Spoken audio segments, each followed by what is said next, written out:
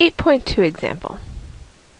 After measuring the average daily internet use, the internet company found their data was well approximated by the density function 0.4 e to the negative 0.4 t, where t is the duration of daily internet usage in hours. A. What percentage of users are on the internet between 2 to 4 hours a day? B. What percentage of users are on the internet 1 hour or less a day? C. What percentage of users are on the internet for more than 8 hours a day? D. Find the cumulative distribution function c of x. So let's start with A. We're given a density function, and we want to know what percentage of users are on the internet between 2 to 4 hours a day. We know, using the CDF, that we can integrate the PDF between the 2 points that we want to get the percentage. So if we integrate our PDF from 2 to 4, you can do this on your calculator, you'll get 0.247. So that tells us that 24.7% of users are on the internet between 2 and 4 hours a day. Part B. What percentage of users are on the internet 1 hour or less a day? Now, we need to think carefully about what our minimum bound is going to be. Clearly, we're going to have to start at 0. It doesn't make sense to be on the internet for negative time, so our starting point is naturally 0. So 1 hour or less will be between 0 and 1 hours. So we integrate our function from 0 to 1, and we get 0.3296. So that tells me that approximately 33% of users are on the internet for 1 hour or less a day. What percentage of users are on the internet for more than 8 hours a day? So here, we want to know from 8 on. So normally, we would do from 8 to infinity. So what we look at here is the integral from 8 to infinity, 0.4 e to the negative 0.4 t dt.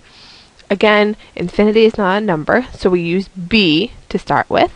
If we integrate our function from 8 to b, when we integrate our function, the antiderivative is negative e to the negative 0.4 t from 8 to b. Here we plug in our upper bound, and then minus negative lower bound, the negatives cancel, and we let b get larger and larger to see what is approximated. And so when we let b get larger and larger, we see that it's approaching 0.0407. So that tells us that approximately 4.1% of users are on the internet for more than 8 hours a day.